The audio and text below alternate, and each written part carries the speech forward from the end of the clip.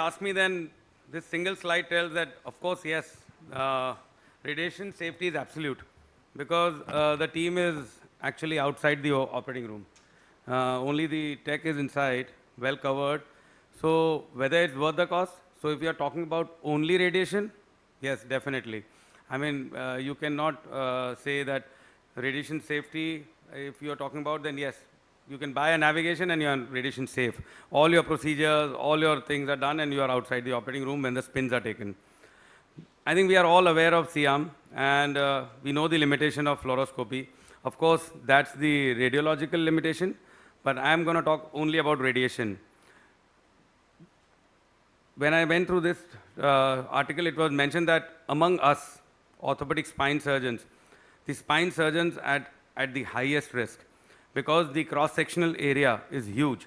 So we are actually at 10 to 12 times more exposure in comparison to the non-spine cases. Just to show this slide that if 1 minute of fluoro is done, that's almost equivalent to doing 150 chest x-rays. And if you do 5-minute fluoro, then that's almost equivalent to 750 chest x-rays. This is something without wearing a protection. This is just the amount of radiation you're going to get. So I'm just going to speak something about radiation because we know that there is a surgeon aspect, there is a patient aspect. Both of them get exposed. But believe me here, most of us, even when I was preparing for this talk, I had very few things which I did not know about radiation. We all take it very casually. We have a very poor understanding among ourselves that how much radiation is acceptable, how much is not. There are immediate effects, there are delayed effects. I won't go into that. But one term which I think is important that you should know about absorbed dose. I'll not go into the details of what is 1 gray, what is exposure, but that is something which is very important for us as spine surgeons, as clinicians. And the radiation is mainly because of the scatter. The scatter part is the reason why most of the radiation exposure to the operator is there. So by knowing these things, you can reduce your radiation exposure even with a standard fluoroscopy. Everyone cannot have an O-arm in their operating room at all places, and you can protect yourself. So time, minimize it. Distance, there is an inverse square law, and of course shielding here. So please wear your lead gowns, your lead gloves, your shields, your glasses. It's very important that because the cumulative load is pretty high for us.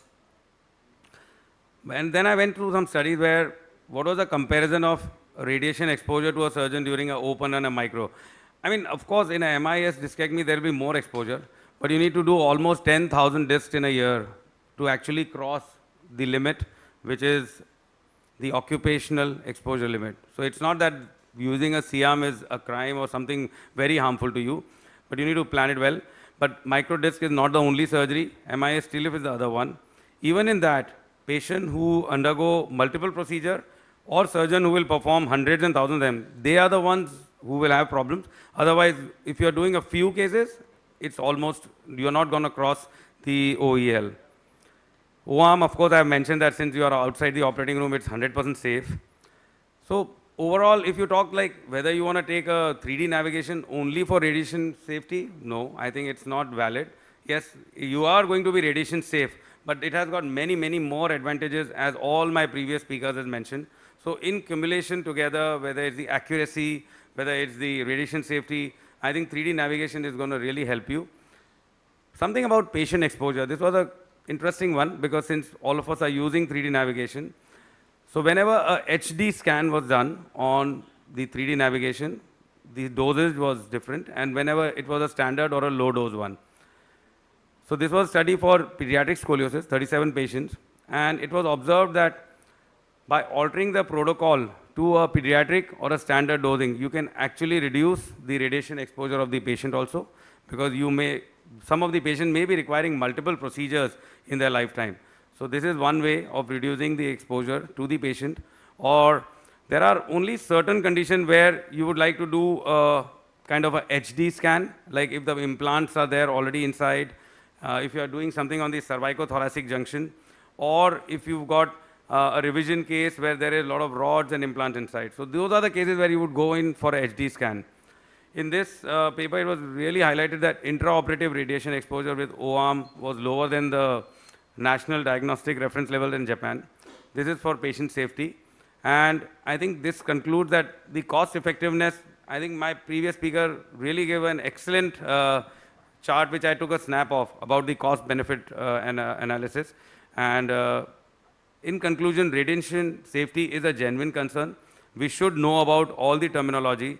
Navigation is worth the cost, but not only for radiation safety, but for many more things. And patient radiation exposure can be limited by altering your protocols using the 3D navigation or the CT. Thank you.